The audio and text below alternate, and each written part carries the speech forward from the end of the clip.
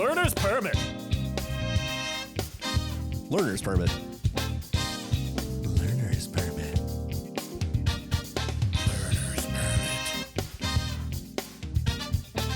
Learner's permit. Learner's permit.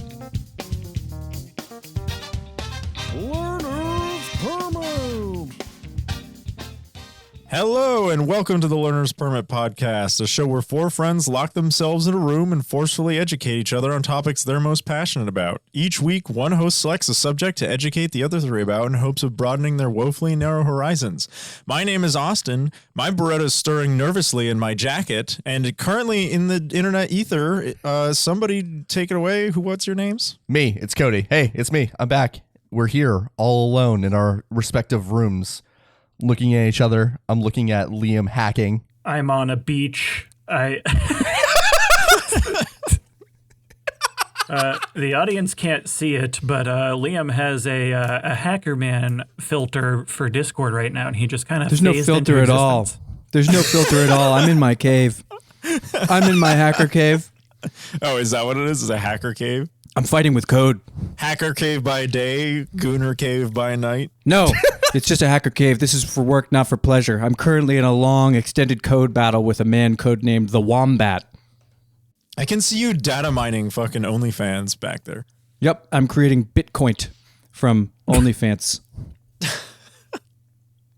I hate how serious you look. Of course, I look serious, Austin. It's a very serious subject. It's what I do for a living. Just for the audience's sake, if we sound a little bit different this record, it is because it is our first time trying a remote session. So bear with us while we iron out the kinks, and any artifacts you catch, well, suck it up, Buttercup. Yeah, I mean, that's what we're going to be doing for the next 2-3 weeks, because we all have to. Our lives got busy. We're all very busy with what's going on. Yeah, so suck it, like Adam said. Don't all jump in at once. Yeah. Don't worry about it.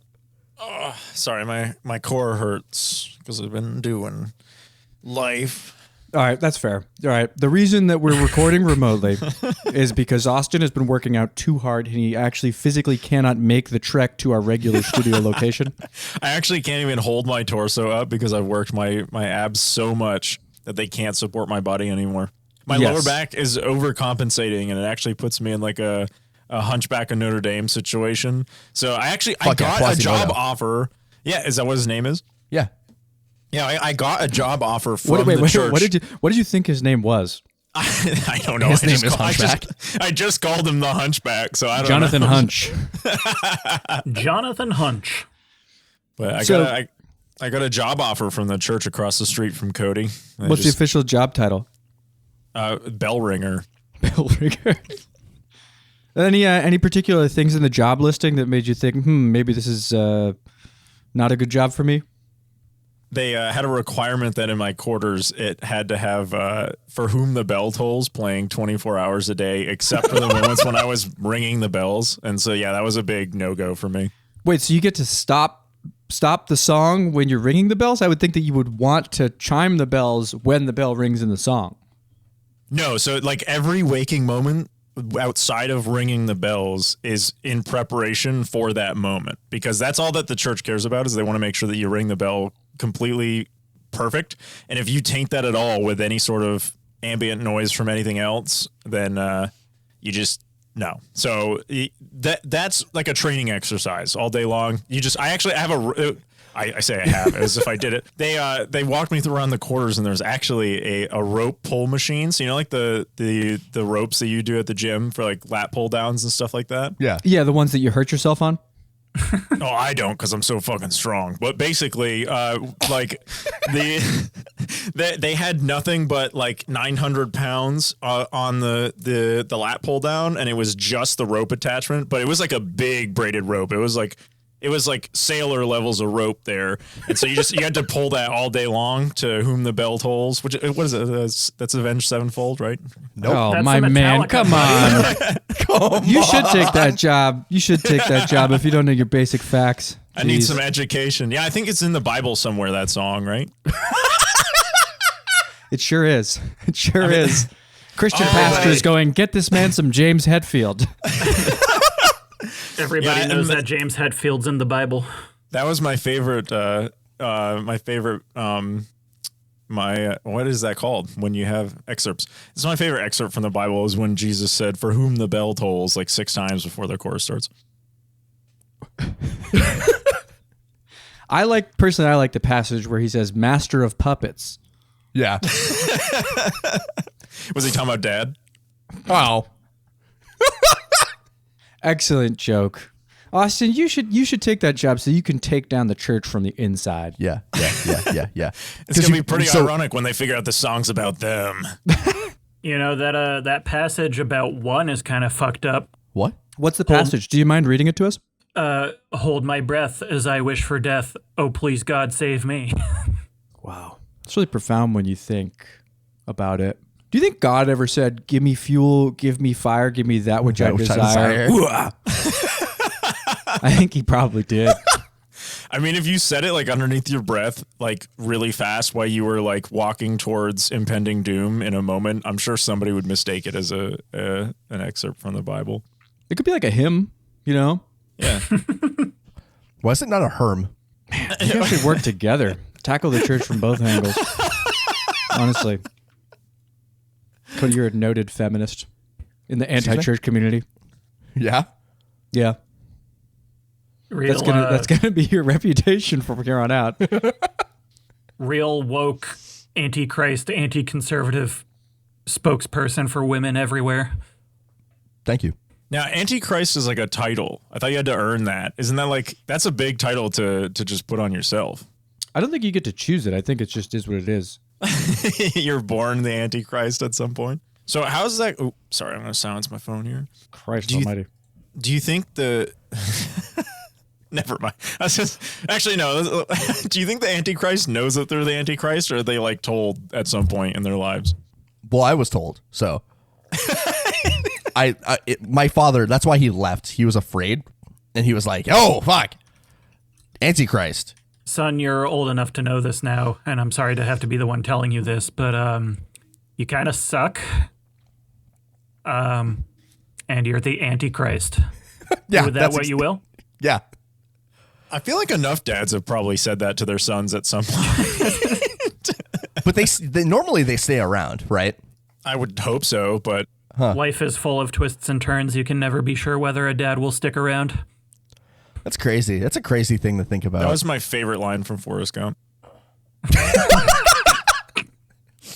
My favorite thing, Liam said this in the beginning, is that Jenny definitely gave Forrest AIDS.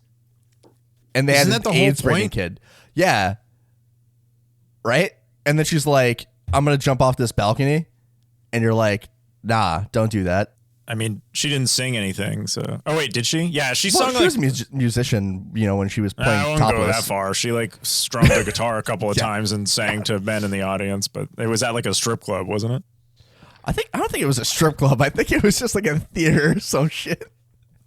Some like army. I don't army remember theater. the movie. All that I remember is that she was like a total shitbag to Forrest. Yep.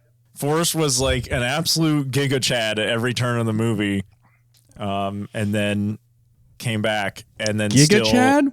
You think Forrest Gump is a Giga Chad? Yeah, dude. Dude ran across the country hundreds of times, presumably, right? Yeah, but we never see him get yoinked off on camera.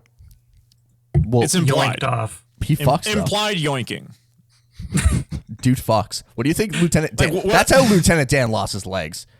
He was getting. It was actually they didn't amputate him in the military hospital. He actually just got yoinked off by Forrest so hard while they were transporting him in the helicopter to Japan that just like ripped off his legs. Yeah, that's exactly what happened. No, Forrest was clapping his cheeks from behind, and his legs just flew off. It took six men. It took six like- men to pull him off from Lieutenant Dan. You mean like P. Diddy and Meek Mill, allegedly? Wait, what? You didn't hear about this, Adam? Not I heard this about one. the baby oil. I didn't hear about Oh, yeah, anything else. the metric fuck ton of baby oil. That was Yeah. laced with certain There's things. there's some audio that's come out recently that well apparently has been disputed, but there's some audio supposedly of P. Diddy banging Meek Mill. Get it, dude. Yeah. More like that- weak will. Am I right? Oh my god. Weak knees. What? Yeah. Okay. What? You're gonna say that about a dude getting banged? No, I don't. It's not homophobic. Do you think it's homophobic? No, I just think was this against Meek Mill's will?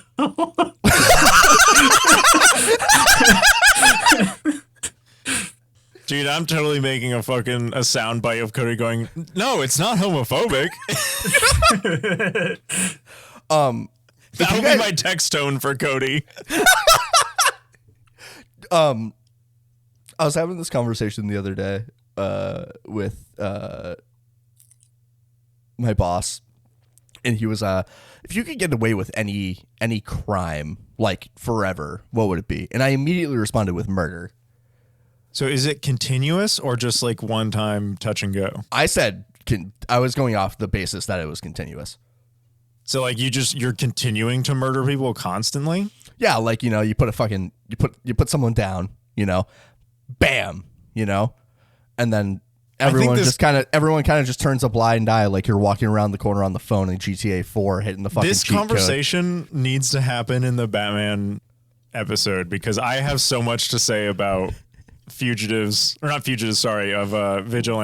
that this is perfect for. Well, I was just saying, like, imagine just being like, fuck, I ran over a kid. But you're like, his legs are just, you know, like fucked up or something. And you're like, well, I'm not going to get in trouble if I just fucking put the kid out of his misery. Right. Okay. But Kody, you could also go to great lengths to not run over kids. He ran out in front of me. I'm driving to minding my own business. So if that's the truth, then you can take it to the court and you can prove your innocence. Or I could just put the kid down and not lose any money in court. You are jumping to such wild conclusions. No, I'm healthy. Austin, I'm in the right here because what happens is everyone just turns a blind eye. Like, oh no, the kid's just dead. No big deal. And I'm held to no accountability. The kid's just put down like a dog. Apparently the bell tolls for Kody. That's where the accountability comes in. What was this that? has become so unhinged so quickly. This is what happens when these guys can't make eye contact with each other. Yeah. I'm making eye contact with you two, but not Austin. I no shit have just been staring at Liam eating stuff. What can I say? Actually, let me just swap that to be the full. Can I make it full? Oh, yeah, you just click on it. What can I say? It's good to be free. Anyway, Austin, I'm right. That kid's gonna. I hit that kid. I don't want to go to jail. I just put him down because I'm scot free. Am I wrong? Okay, to what end, Kody? Because I'm hearing you say this, and I'm like, what's the purpose? What do you mean? What's your goal for killing all these people? Why would you want to be able to do that for free? If I could commit any crime and get away with it always, I would try to pick a crime. Tax fraud would be great, yeah, or even just stealing. Why not bank robbery? I can just walk into any bank, take all the money I want, and then I can just steal stuff from anywhere. So I can just shoplift anything I want. You go into a never bank, need do money. you know who I am? Do you know who I am? I'm the guy that gets to steal everything for free, and then they go, "It's okay, sir. It's okay. He's a new teller. We didn't know. He didn't know yet. It's okay. Just give him all the money in the register. It's fine." Oh, have you not heard of me? Call the fucking president. Call the fucking president. I'm not talking about the president of your company. I'm talking about the president of the motherfucking United States of America. That's right, J.D. Vance. Call J.D. Vance. So it just turns out that I'm fucked up, right? Because you want to murder people? Well, why would you want to murder people? No, and he started with a child. He started at children. Like, I know, like, that's what we want in Bethesda games. Like, if you said, like, at the beginning of this, like, hey, you know, in Bethesda games, I wish I could get away with killing kids. You went straight to, you took the front end off, and you went straight to in real life, I wish I could kill kids. Like, that's the whole thing started because you watched Breaking Bad. No, we were driving. Kody's the guy that shoots the kid on the tricycle. Fucking what's his face, Todd. No, we were driving and like these two kids were like running on the sidewalk and we were like afraid that they were just going to run into the middle of the street. And we were like, no. Okay, so how was the problem solved in real life? We didn't run them over. There you go. But we were afraid of them running into the street. Okay, so yes, there are elements in life you can't control, Kody, but you know what you did? You kept an eye on the kids and you made sure they didn't run into the street. Yeah, so but even Austin, if he could kill whoever he wanted, he wouldn't have to do that. Yeah. All's well that ends not do well. that.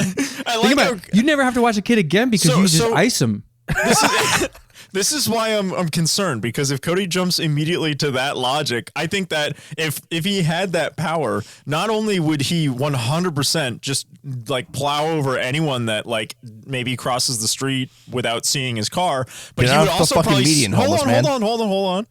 I think he would also seek out people on the sidewalk to run over. No, I don't think it would be car all the based. homeless men. I don't think it would be car based. Jesus Christ, Cody. No, What? They're I think- miserable. They're sitting there all fucking day not getting money. See, he thinks he's doing people favors. He's like, now he's going to become Guys, I'm literally cleaning up the streets. Oh, What is the problem? I mean, I guess we really shouldn't be surprised by this take after the episode where we were discussing like what to do if we were in Gabe Newell's position. so at this point, That's completely different. That's restorative justice is what we were talking about there. This is not justice. This is justice. Pure, blatant vitriol and hatred. Guys, I'm saving the world. I want to change my answer. So I'm going to wait until Kody gets the power to be able to just kill anyone he wants. And because the homeless and children are his target audience, my crime is going to be getting away with arson and getting away with turning Kody back into a child so that he will be both homeless and a child, and he will be left with no other recourse but to kill himself with no consequences. That's fine. I've done my duty. Cody's in his fucking Toyota as like a 10-year-old with his house on fire, fucking running over other 10-year-olds, and is like, none of this matters. None of this matters. This is great. I'm La, safe. la, la, la. I'm running around in a fucking Batman suit, like chasing you. Like, hit me! Hit me! Oh, that's the wrong character. I'm running around dressed as Heath Ledger. What the fuck? I said hit me. It wasn't the right character. I'm fucking up bands. I'm fucking up actors. Although the fucking up actors is pretty normal. Well, yeah, that's just canonical. You're just bad at that. Yeah. You're just bad with actors and actresses. That's just For someone, they always lie about their names. They're always other people. How am I supposed to keep them straight? Well, that's not always true. I haven't seen a role where Robert Pattinson plays Robert Pattinson. I thought you were talking about because like actors have like stage names. Do you know the reason why they have stage names? Oh, I don't know. Maybe they're entitled and they don't like their original name. No, because it's part of the Screen Actors Guild. You can't have two actors with the same name. That's weird. So like Emma Stone's real name is Emily Stone, but there's already an Emily Stone, so she just goes by Emma Stone. Why don't their parents just name them something different at birth? You don't know that. That's so true, Austin. That's such a good point. They're all grown in a lab, right? Actors are monkeys. I can't believe they never thought of that. Michael Keaton's actual name is Michael Douglas. What's Michael Douglas's name? I think it's actually just Michael Douglas. Speaking of actors and all of however many names they assume while they're using this pistol, the amount of movies and games and television series that have the Beretta 92 in it are like staggering, because from the moment it was available, it was pretty much used in everything. I think the first movie it was used in was a John Woo movie. I can't confirm that, but that's also super hype. But I don't know. So when I say Beretta 92, do you guys know what I'm talking about? I do. Yes. And I find it especially amusing because I'm in the middle of reading the Reacher books right now, and one of the chapters I just read was talking about how he prefers the Beretta. Yeah. The chapter was talking about it, or he as a character was talking about it in universe? Lee Child, as the narrator, was describing how Reacher's weapon of choice when he was in the military was Beretta for his unit. Oh, so then he probably didn't really have too much of a choice then. I mean, but was Reacher was in special operations, or what unit was he with? Did they Reacher ever was say? in the reaching unit. I am forgetting off the top of my head, admittedly. He was sort of the captain of the reaching unit. He used to be military police. That much I do know. That is so lame. That hurts me. I'm glad that he went on to be way cooler than that. Yeah, I think like that wasn't his decision. But how was that not his decision?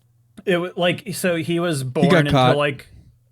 well, it was his decision, and it wasn't like he was born into a military family. So a lot of his life he just spent going from base to base around the world, and then that's just like where he wound up at one point was being within the military police. But at that point, yeah, but you choose your MOS. Like when you sign a contract, they go like, these are the jobs that you can get right now.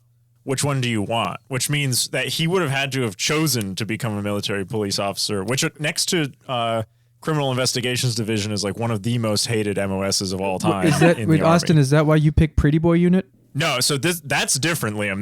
That's an assignment, all right? My MOS was 11 Bravo, all right? Like a real man. And then afterward, they were like, hey, you're tall. Sign this paper that said you showed up to this class. All right, just kidding. That wasn't...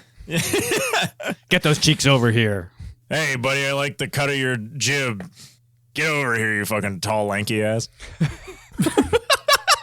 You're going to be in pictures. But that being said, so let's assume that Reacher is a commander of like a special forces team, and I'm just going to do a lot of conjecture here and assume it's like Green Berets or whatever.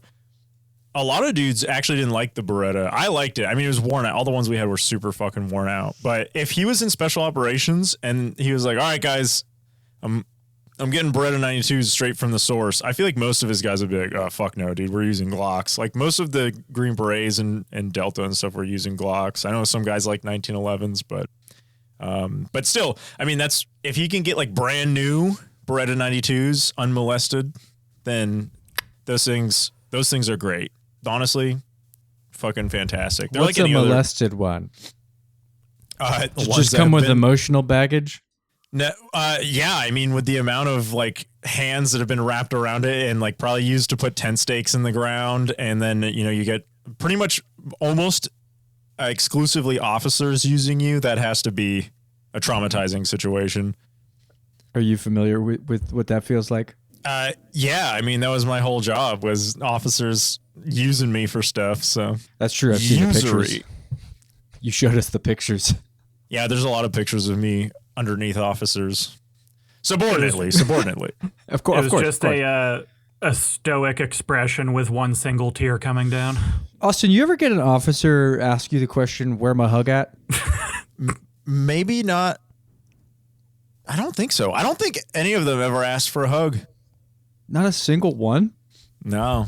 Do you think you just weren't giving off a huggable aura, or do you think I think this is maybe this is where my problem with officers stems from. This is why, like, when you're an officer, you start on the shit list and then you're cool afterward. So like maybe the emotional hug was all I needed. So when they give me that emotional hug, then it's like, all right, sir, I trust you.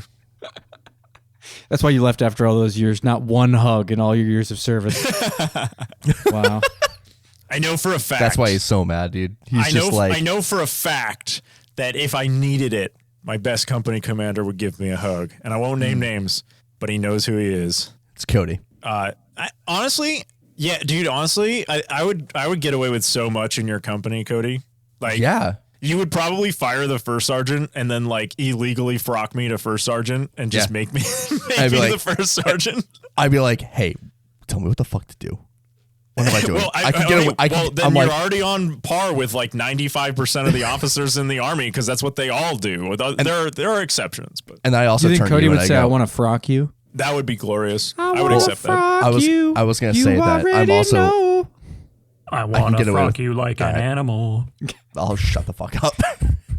Wow, Kody, typical of a man who wants to kill children to think that he has the most important thing to say when other people are singing about emotions and feelings. So actually, this is a good question for you, Kody. We're going to put you on the spot. Yeah. Would you because he needs more of that. Would you use the Beretta to kill children? Yeah, why not? Oh my God, dude.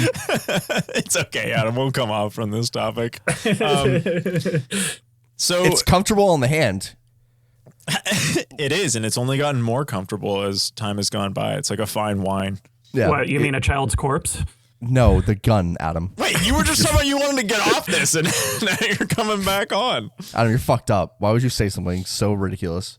Jesus fucking Christ. I'm not choking them. I'm running them over.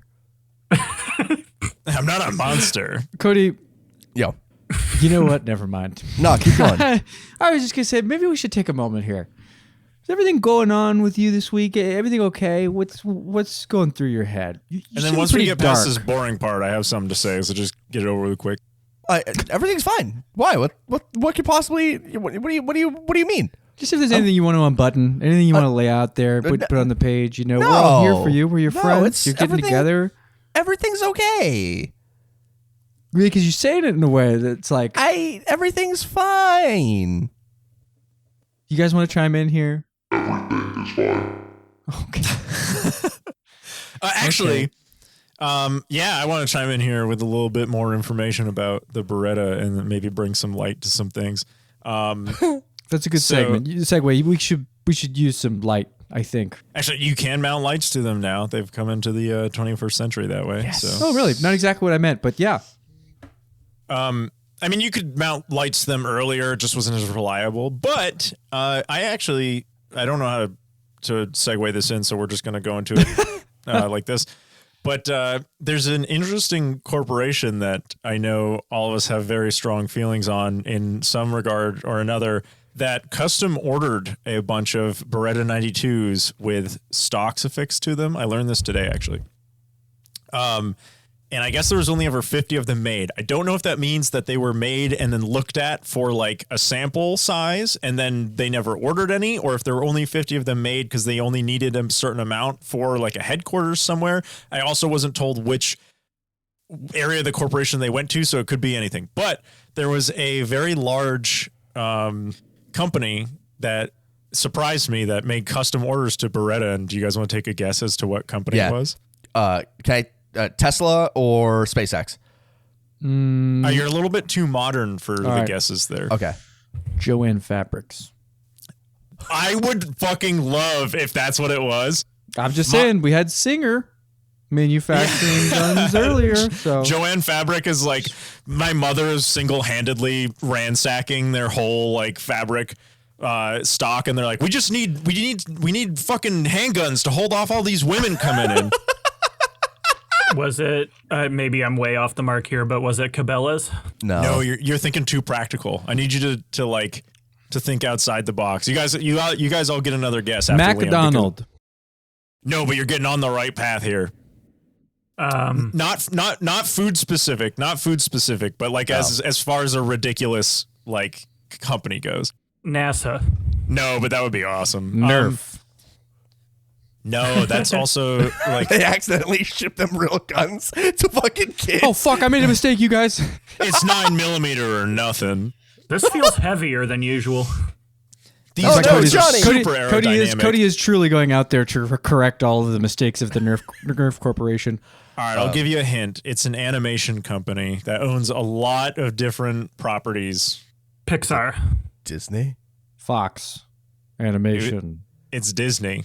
Dude, that rocks. So Disney at some point in like the 70s or 80s or something like that put in a special order to Beretta, and they wanted them built a specific way. And like I said, only 50 of them were ever made. I'd never seen them before, and I don't know what like sort of security they were going to and where, but that was the ramifications they wanted for it, which I thought was super interesting. Because I guess you never really think about that. It's like, yeah, they're a corporation and they probably have buildings with security on them. But I was like sitting there like, wait, really? Like Steamboat Willie over here is packing? Do you think it's like armed security for like the building, maybe? Yeah, no, that's exactly what it is. I wish I had more information about it, but I tried to look up more stuff and I couldn't find anything. John Jacob Disney himself. Don't fuck with the guy dressed like Goofy. That's all I'm going to say. He's got a fucking Beretta underneath his jacket. He's back. Well, he's the one with the shields normally, so that wouldn't work. That's what they want you to think. Oh, And then your kid fucking kicks him in the shin, and he's going to find out real quick it's Kody underneath that, and he's going to get away with it because God lets him kill children for free.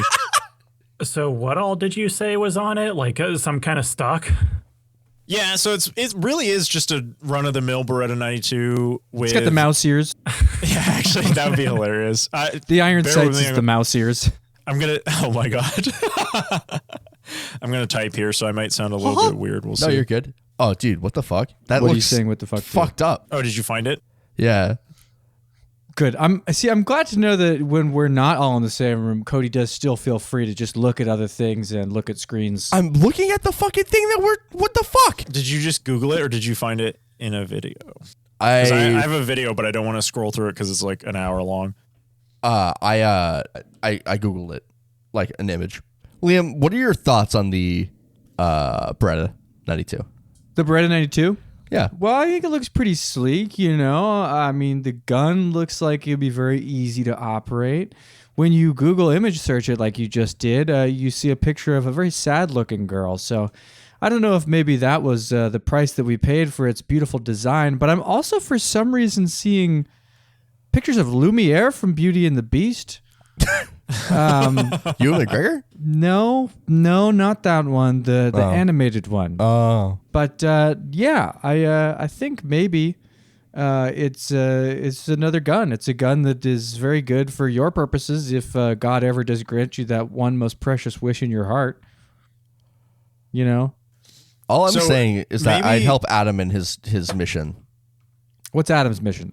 Well, he's still on trial, so I can't quite say. Well, hold up. Because you specified children. Now, I know initially you said just murder, but everything you said since then that has been person children. might be a man-child. No. Crapping your pants doesn't make you a child. It just means that you're mature or you're very judicious with your time. You know, you want to be efficient. It's easier to just buy new pants than to get out of them to take a poop and then, you know. Wait, I'm just saying. Can I screen share with you guys? Is that possible, or will it ruin everything? No, It you should might. be able to. Yeah. Try it. How do I do that again? Oh, for Down at the bottom where it says screen share your screen. Here's the thing about screen sharing that you have to visually describe whatever you're sharing. That's the rule. Yep. So Yeah. whoever's Yeah, listening it's- can understand. Oh no, hold on. Oh, he just pulled up a picture of Lois Griffin with really large breasts. Okay, Austin. I don't know what this has to do with the Beretta, but Can you see it? sure can. Is that the stock? Yeah. Yeah. So That's- it literally is just a Beretta with a stock, which isn't that isn't that weird, because they did make Beretta 93Rs, which is what the RoboCop gun was based off of. Your move, creep. Yeah, so RoboCop's packing one of those, but he's so good he can take the stock off. But so yeah, it's pretty run of the mill looking, but that's what Disney actually commissioned. So I Wanted thought to that was pretty defend cool. themselves with. Yeah, and like I wanted to know how they was it going to sit in a holster and it was just going to have like the foldable stock coming off the back, or were they just going to hang it from the foldable stock and let the guns like just bang around on desk corners and shit? Like how are they going to feasibly holster that? Or were they going to have the stock was going to be folded and in a separate pouch, and then they're going to have to assemble the gun when they want to use it? Like I didn't quite understand what. No, I don't think they were going to buy the stocks, Austin. I think the missing piece that you didn't find is that Disney was actually commissioning their own RoboCop at the time. Oh, that makes so much more sense. Wow. That does make What do sense you? actually. What was he? So instead of it being like Detroit, it's just Well, first Orlando. of all, RoboCop didn't happen in Detroit. It was Chicago, right? No, it Nope. was Detroit. Nope. I thought it was Detroit. It happened in I know, Animal Kingdom. I would love to see a RoboCop movie where RoboCop is washed up and now he does security at Set in a Disneyland. crime-ridden Detroit, Michigan. Old Liam. Detroit, Kody. Old Detroit. You got to get it right. Oh, fuck yourself. Come on, brother. It's like Ireland and North Ireland. I like that's the a- well, idea. It is actually. It's a very big difference. One of them has car bombs in it and one of them still has car bombs in it. I like that worn down RoboCop you were just talking about. I like to imagine that he's just walking down the street going, "Do you have any WD-40?" No, I want him to be like the security guard at Epcot. So he's like wandering around and he thinks that he has to talk to everybody in their respective accents because he genuinely thinks he's like the world police. So, your move, Doomcoff. Is the Beretta? I feel like the Beretta is in Resident Evil, isn't it? So that's actually why I wanted to talk about this now, because I was Let's going to go. wait until I finished my iteration of the Samurai Edge from Resident Evil. My boy. I've been lagging on it, and the last thing I need to do is get the laser engravings on the slide, and I haven't done it yet because the company that does it does a fantastic job, the greatest job, but it's a little bit confusing about how you give them money, so I haven't done it yet. But I have the rest of it together. Wait, hold up. Can you give us a little background on that for a second? I feel like you just kind of rode right by something that could be very interesting. What do you mean it's a little confusing on how to give them money? I feel like most businesses make it sexual favors pretty easy to give them money. So in some areas on their website, and I emailed them about this years ago and I never jumped on it. I know that they're a reputable company because all the people, I belong to the Samurai Edge Discord chat. So it's like all the people that make proprietary, yeah, I know, you can laugh at me, it's okay, just listen. All the people that make proprietary parts that are like screen accurate for this thing to make these clone guns, the guy that makes that owns the company for that is in that Discord chat. So before he restocks his store, he tells us first. So he's like, hey, yo, what up, fam? New shipment coming in. Yeah, he's literally like, hey, bro, I know you guys love those fucking grip panels I make. Well, guess what? We got more. And you can know about them first because I like you, Sweet Pea. Does he call you guys Sweet Pea? Does he actually say Sweet Pea? Jesus Christ. No, I wish that he would. But no, just so only he when he tells us about DMs stuff. you. So if you guys are interested in it, all like 3 listeners, I'm sure every one of you knows what the Samurai Edge is. But it's basically actually, the whole point of let me restart. The whole point I wanted to talk about it was because of its use in horror, like video games. For some reason, it's just a really easy thing to throw in, and it's recognizable. People love the way that it looks on the screen, and you can just throw in like a regular run of the mill one, and people think it looks cool, and then you don't have to try very hard to have like a cool handgun in your game. You just throw a Beretta in, and everyone's happy. Which is how it did appear in the original first Resident Evil. When Resident Evil 3 came out, Capcom really wanted to make partnerships with WE and Tokyo Marui to sell like airsoft copies. Basically, they were like, how can we make more money? Well, let's make a cool looking gun in the game that Tokyo Marui can make a copy of to like get some extra revenue, and we'll pair it with the game. So I mean, you don't buy the game and you get it, but basically it's incentive, like, hey, go buy the Samurai Edge. So it essentially started as a thing to sell airsoft guns, but which in I America, have one.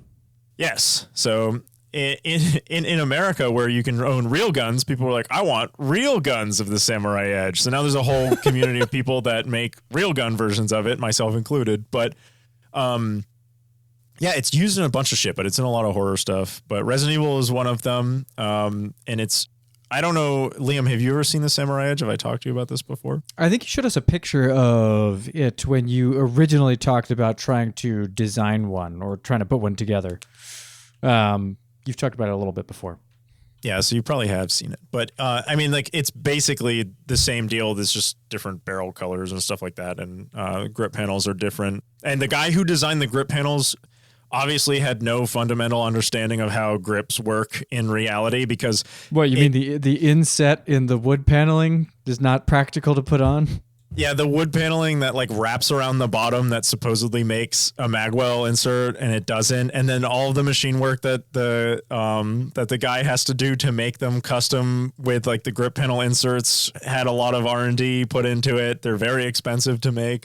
So you're telling me you have every part of this complete except the part on the side where it says Stars RPD Special Team? Yes. So you even have the little Raccoon City PD part on the grip?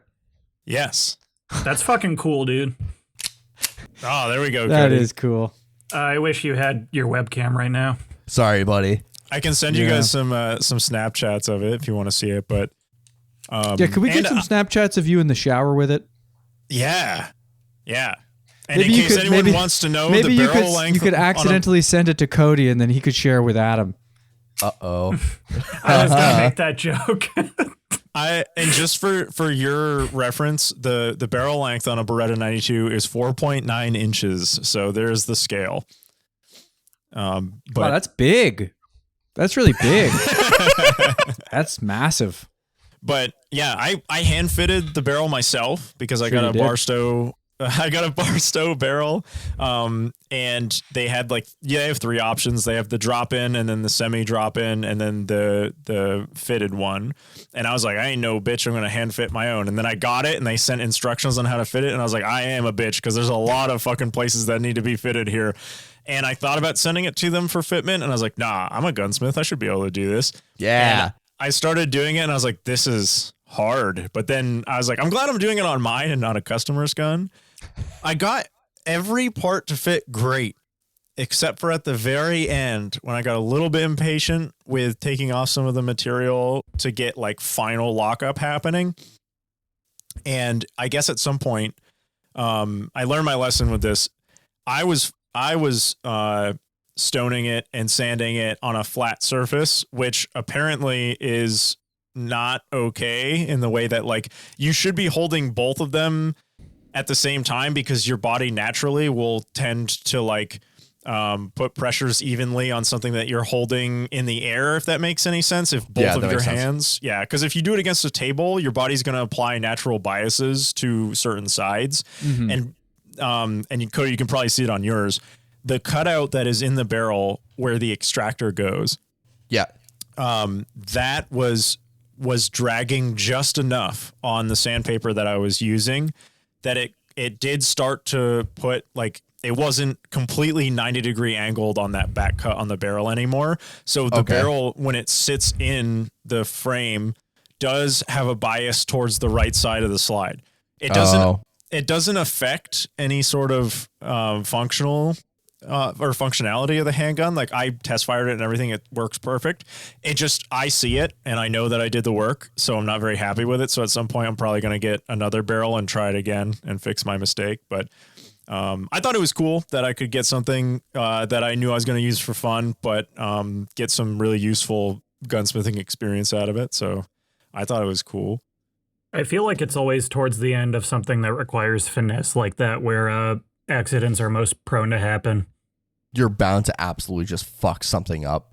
Yeah, because like you said, at that point you were already wearing on your patience. So, and then you're like, "Fuck! I'm gonna rush it. I'm sick of it." And then you fuck up. Yeah, no, I've been there. Yeah, and then you just take a little bit too much off. That's the thing with filing and stoning things is it feels like you're not making any progress, and then at some point it just goes because the tolerance is down to the last thousandth is finally perfect to fit in the thing. And you're like, wow, it finally just fits out of nowhere. And I don't understand why, but, so that's primarily why I wanted this to be the quote unquote, the Halloween episode. But I mean, there's nothing more Halloween than any other episode, I guess, other than the fact that we're talking about scary stuff. But the other, wait, what's the scary part? The fact that it's a Resident Evil gun or the fact that Kody wants to murder children? The fact that it want to. That part seems independent. That part seems. I don't want to murder the children. They're walking in front of my car. I don't want to murder them. They just piss me off. Yeah. I mean, there's a crosswalk guard that's begging Kody to slow down, waving the sign, stop, stop, stop. And then he just plows through at 85 miles an hour. Kody, have you, instead of just getting mad, have you ever tried to stop and say to the kids, "Where my hug at?" I feel like that's a bad thing to say. What do you mean? You can get away with any crime, Kody. Well, I picked my crime of murder, so yeah. Speaking of which, would probably send you to some sort of hellish fogscape like Silent Hill, which the Beretta 92 also exists in as the premier handgun in pretty much every game. I don't know about Silent Hill 1. I haven't seen the model in a long time. It might be an imitation of it. Adam, you actually replayed Silent Hill, or you played Silent Hill 1 recently. Did it look like a Beretta? From what I can remember, it's been probably close to a year now. I mean, for PS1 level graphics, it looked fairly accurate. I can't remember what it's supposed to be, so it might not even be, but at least in Silent Hill 2 and Silent Hill 3, it is a Beretta. And one of my favorite moments with Heather, which is the protagonist for Silent Hill 3, is when she's in the shopping mall, walks into a storefront, and then there's randomly a giant monster, and conveniently there's just a Beretta on the ground, and without hesitating, she just picks it up, kills the monster, and looks hardly bothered by it. Like, just like, oh yeah, I mean, this is just like regular shit. Like, yep, this is my life.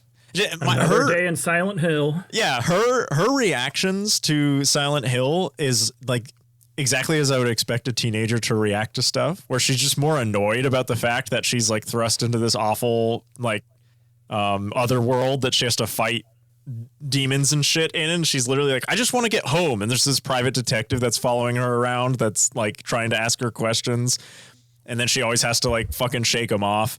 And then it's just like, it's so funny. It's like, it's more of an inconvenience to her, whereas like James is running around and he's like talking to fucking, what is it? I love the, Eddie, there's monsters all over the place. And how can you just sit there and eat pizza? It's like one of my favorite lines from the game. Yeah. Austin, are you more of a Resident Evil guy or a Silent Hill guy? They're pretty similar. Yeah. I've struggled with this a little bit because I think they're very different from each other in the way that Resident Evil is a lot more, and no matter what anybody says, even the original Resident Evil is a lot more action-oriented horror than Silent Hill. So Silent Hill is I think the first Resident Evil is a lot more, like, there was never a time where I was like scared through suspense in Resident Evil. Yeah, that's true. They do have you wandering through the fog a lot, just waiting for something to happen in Silent Hill. Well, and like Resident Evil has answers. There's a pivotal moment in the last act of the game in every single Resident Evil game where they go, oh, it was actually me pulling all the strings. It was me, Albert Wesker. I betrayed all of you. And you go, you bastard. And then you fight the bad guy and then you like blow him up with a rocket launcher that someone off screen hands to you in like pretty much every Resident Evil game. And then in Silent Hill, you go through the whole game and you'll walk around and suddenly there's like graffiti on the wall that says, there was a hole here, but it's gone now. and you're like, I don't know what that means. Maybe they'll explain it later in the game. And then they don't. And you're like, okay. And then you go through and there's a puzzle that's like, oh, I need to open up this trap door in the ground. I don't really know how to open this thing. And then you wander around for an hour trying to find a way to get around until you realize, oh, I have a horseshoe, a wax doll, and a candle in my inventory. What if I just haphazardly try to combine all these three things next to the fucking thing? And then it plays a brief animation. And by animation, I mean slideshow, because it just shows you like the still image of the fucking trap door. And then when you combine everything, it goes back to it. And suddenly you've melted the wax doll into the slot on the trap door, and you put the horseshoe inside of the wax and you wait for it to harden, so you made a handle, so now you can open it and jump down. And you go, wow, I really wish I had the internal thought monologue of James Sunderland when he decided he was going to do all that, because that didn't make any sense to me, and you never get it. So awesome. I think that's lore. pretty fucking obvious. Like, yeah, it seems very straightforward. Yeah.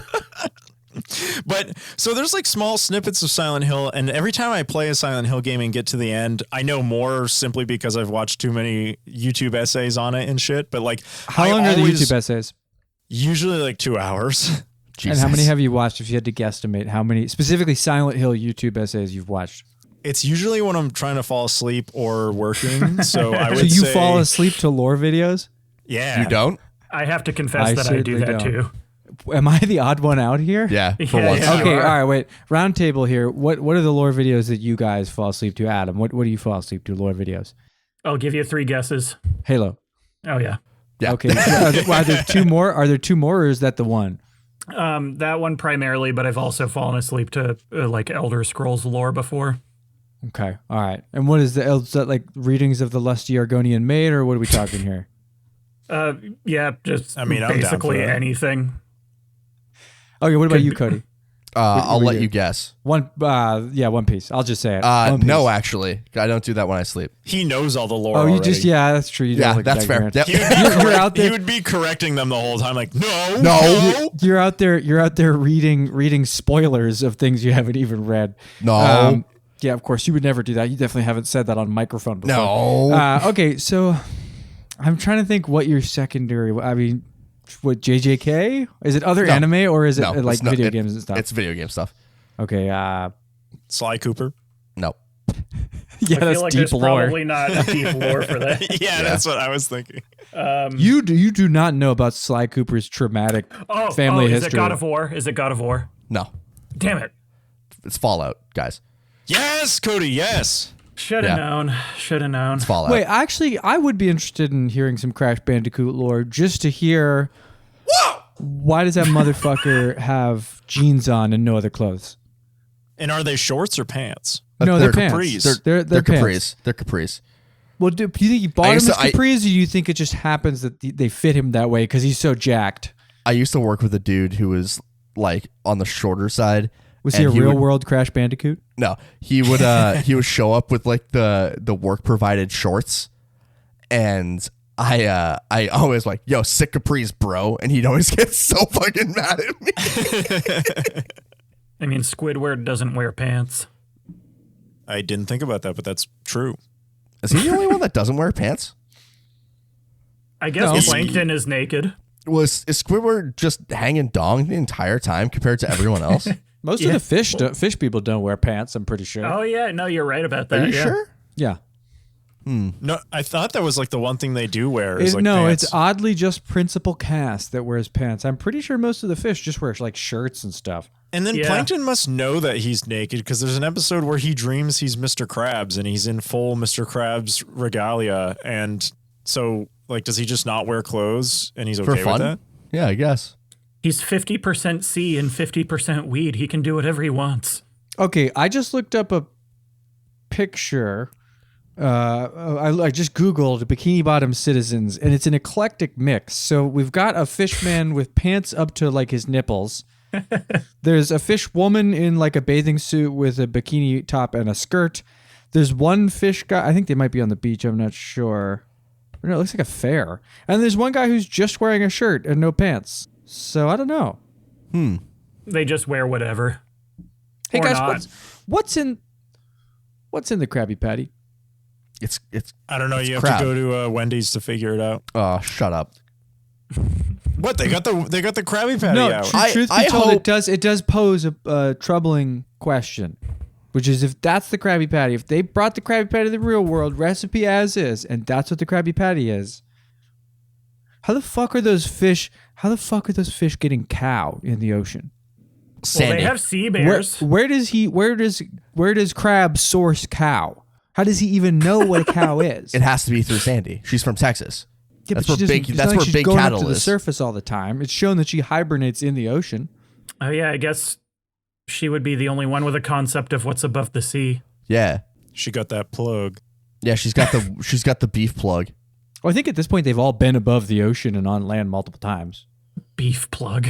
Yeah, I mean, they met David Hasselhoff, for Christ's sakes. Oh, Yeah, he that did rocketed them happen. to the bottom of the ocean with his pecs. God, I wish I could do that. I need I'm to get sure into you those. could. I got to get those fucking workouts that Austin's doing in the fucking bell tower. To Well, get those pecs. you want to be a fucking so pec heavy that your back bends over backwards? You don't? No, I don't. I wish the listeners could have seen the look you gave when I said that. I was just pure disgust. Yeah. Well, it is what it is, Cody. You know, I just want you to have a healthy body image. That's all. What? Austin's all fucked in the head. There's no saving him. That's the Yeah, truth. I'm too far gone. His perception of his own body. He looks in the mirror. He's like, I am just a And whale. speaking about body dysmorphia and just like horrible mental clarity, another character uses the Beretta pretty prominently, and then in the third game switches to a different one. Max Payne is well known for using the Beretta, and in the promotional material for Max Payne 3. At this point, I was not a Max Payne fan when I saw this, so I believed them. And then when I played the other two games and became a massive fan of this game, I was like, "Why is Rockstar lying?" In the weapons trailer, it shows Max using a 1911, and he goes, "It says Max's favorite since day one."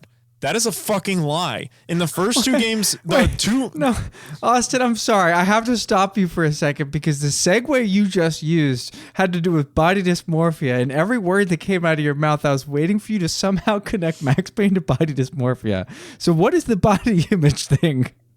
with Max Payne here. I'm just saying, like, looking at yourself in the mirror and having like this, having like a horrible mental attitude about yourself, like mental anguish when you look in the mirror. Now, look, as I told you, I just recently replayed Max Payne 3, so I know that he has plenty of self-pity that he wallows in that game. But I don't, aside from calling himself fat at one point, I don't think Twice. he gave any indication that he had body image problems until that. I was just talking about seeing distorted images of yourself in the mirror. That's what I was getting at. And Yeah. I had to find some way to shoehorn this in before we got on too. You're too right. I'm far. sorry. I won't give it too much scrutiny, in the future. It's just there was such a creative segue. I was really hoping you'd delve into how Max Payne related to your own body image issues, or perhaps how you saw Max Payne having body image issues. Yeah, there's a great line that he says. I felt like was it? That is a great line. No, yeah. that would be me if I was the narrator for the game. I felt like, what was it? No, it's I felt like a dime store angel of death, but I looked like a fat bald dude with a bad temper. Now we're just describing me. Oh, I wouldn't know you don't right have from to- wrong if one was helping the poor and the other was banging my sister. What? That's a line. That's a That's line. a line. That's true. That is true. But I guess that's what a European education and cocaine will do to a Ricky Martin lookalike. Jesus fucking Christ. That game sounds unhinged. I fucking love that game. It's but- great. We'll talk about it in the future. Okay. Okay, yeah, but so in the weapons trailer it says that Max loved the 1911, which is a fucking lie because it's never in the first two games. The only two pistols that are in that game are the Beretta 92 and the Desert Eagle, which you can either single-handedly use them or dual wield them in both capacities. And there's even a line that I started this off with, which was my Beretta stirred nervously in its holster in my jacket or whatever. And that's like an iconic line from the first game. So no, it wasn't his favorite. The Beretta was his favorite. And then they go to the third game. And Liam, do you remember what the moniker for the Beretta in Max Payne 3 was? No, what is it? So they call it the PT-92. And at first glance, you might think, oh, it's because maybe they were getting slammed with copyright issues or something like that. But they aren't. What the Rockstar actually did an incredible job with like their world building and their understanding of Brazil when they made this game, because Brazil, there's a firearms manufacturer that's very famous or infamous, depending on who you talk to, called Taurus that exists in Brazil. Mm-hmm. And Taurus actually inherited all of Beretta's original tooling from the Beretta 92 when the Beretta was going through military trials. The Army said, we want a slide mounted safety, not a frame mounted safety. And Beretta was like, okay, fuck, we'll just, we'll switch it up. So they had all these tools to make frame mounted safeties and they were getting rid of them. So Taurus was like, oh, we want to make this gun on license. And so they gave them all the old stuff. So PT-92s, which is what it's called in the game, which is what Taurus calls their iteration of the Beretta that they make on license, has a frame mounted safety. And even in the game itself, it has a frame mounted safety because it's true to form. It's actually a PT-92. So they took a lot of localized weapons that would actually exist in Brazil and put them into the game, which I thought was amazing attention to detail. Every weapon that's in that game is used in Brazil, and it's usually that facet of it. It's like the MD97L exists nowhere else in the world. It's basically a copy of the FAL, but that's a real gun that's used in Brazil. Like they did a really good job with it. So that's the connection between it. It's basically a licensed copy of the Beretta 92, and I thought that was cool that they chose to switch to that in the third game, given the setting. Yeah, That is a cool. lot of developers really do not go to those lengths for attention to detail, so that's kind of neat. Well, I was reading about the production of the game and the reception. From what I understand, a lot of Brazilian people were upset because the principal cast they hired to play the Brazilian characters, a lot of them were not actually Brazilian and did not have very good Brazilian accents.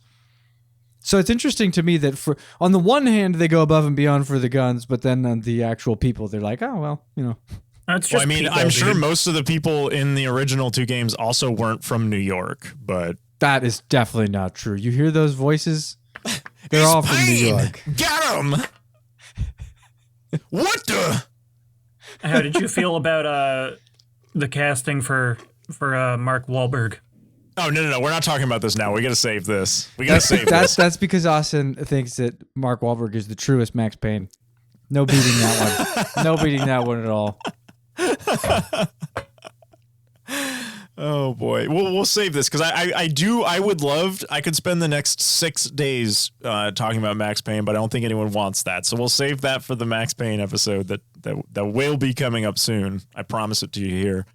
But let's see. Yeah, I mean, I don't have too much more to say about it. I used it in the military, but not a whole bunch. We didn't do a lot of qualification ranges with it, and by the time So you're saying it wasn't your weapon of choice in the military? Much like Jack Reacher? I didn't have a choice, so I never asked for this. But I mean, it's wielded by pretty much all the 80s action heroes. What's the movie with Mel Gibson? The Patriot. Although that would be fucking hilarious. Crikey, you're talking about Lethal Weapon. Yes, Lethal Weapon. Whatever his character name is in Lethal Weapon, he uses the Beretta, and I think he makes a smiley face with the target. I believe his name is Riggs. Yes, Riggs. Okay, so yeah, Riggs fucking uses it, and he makes a smiley face at some point with the target. Good memory. Good job. To who? To Austin for remembering the smiley face, or to me for knowing the character? You for knowing the To you. character. Yeah, I actually haven't seen Lethal Weapon. I know that. You've never seen Lethal Weapon? Yeah, I actually have never seen Lethal Weapon. Austin. Okay. We'll correct that mistake at some point. There's 4 movies with Lethal Weapon in the title that I think you should give a watch, but I definitely want to watch them. So I will definitely watch those. Most famously, though, it's used by John McClane in the Die Hard movies. Yippee-ki-yay, motherfucker. Yeah, yippee-ki-yay, motherfucker. So I think he uses it in every movie. I'm sure in the shitty ones. Did you guys ever play the PlayStation 1 Die Hard game? I wanted to so badly. I've never gotten a chance. Have that game still, probably. And I had the light gun. Like this big chunky so blue cool, gun. man.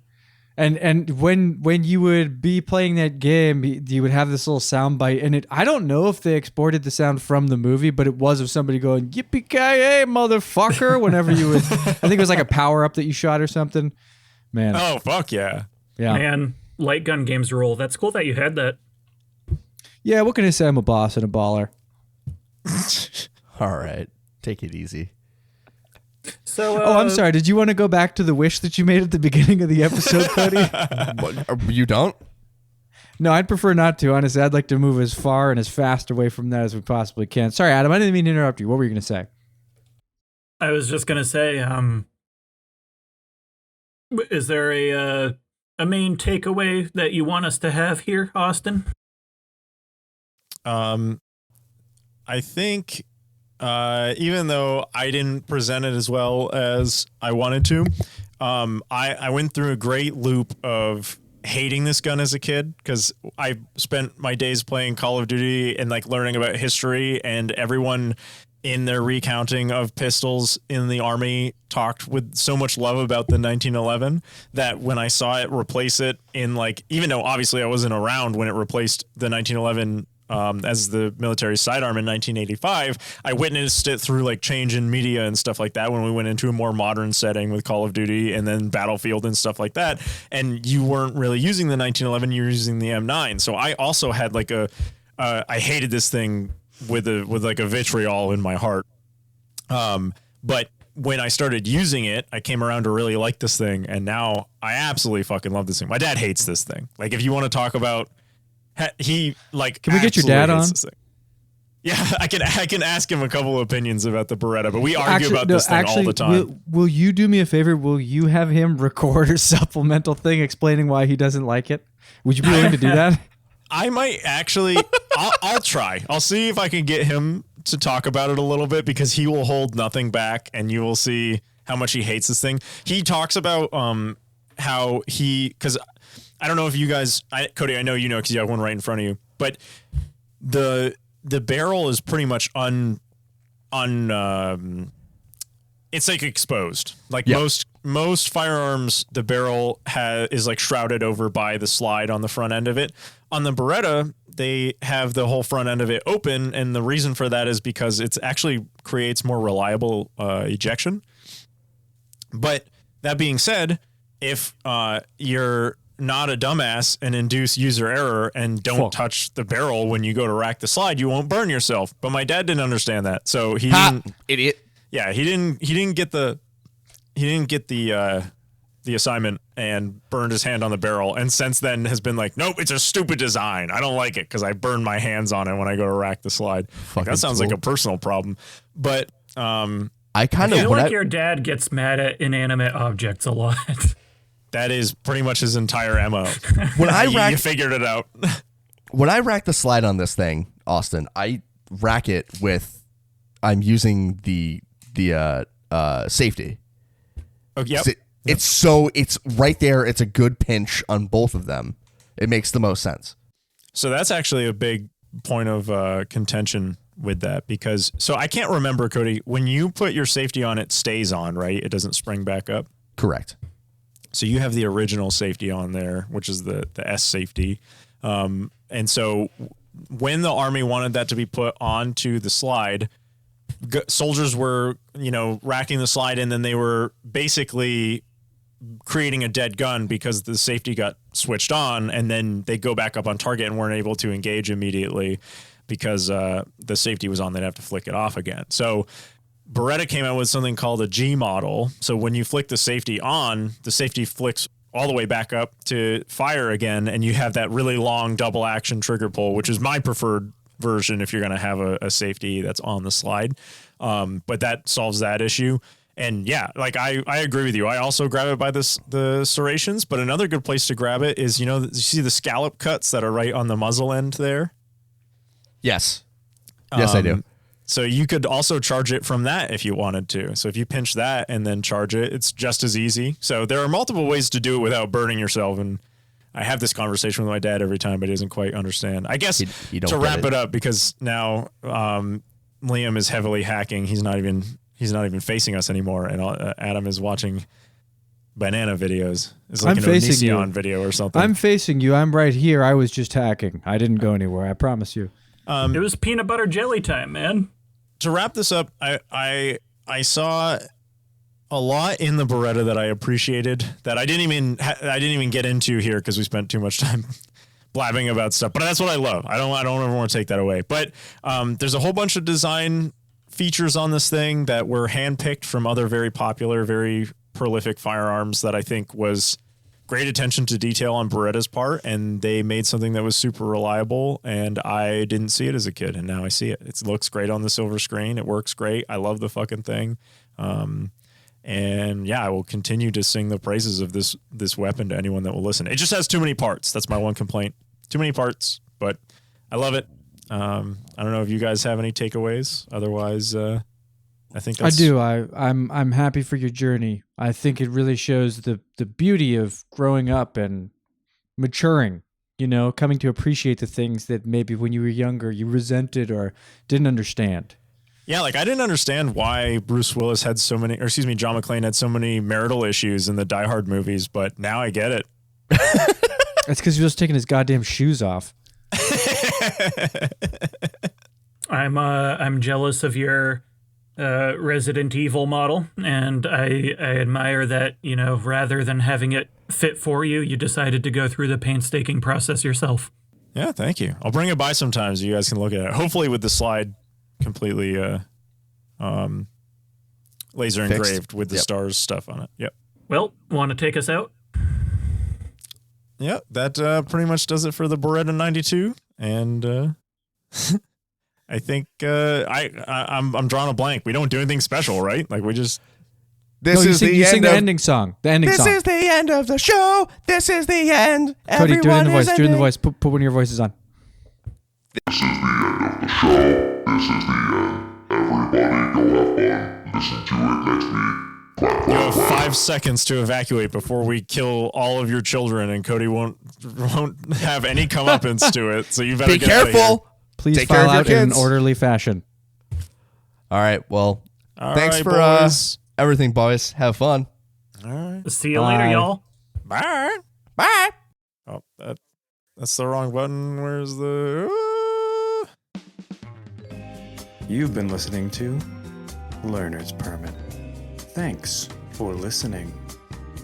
We hope you learned something today. Until next time, goodbye.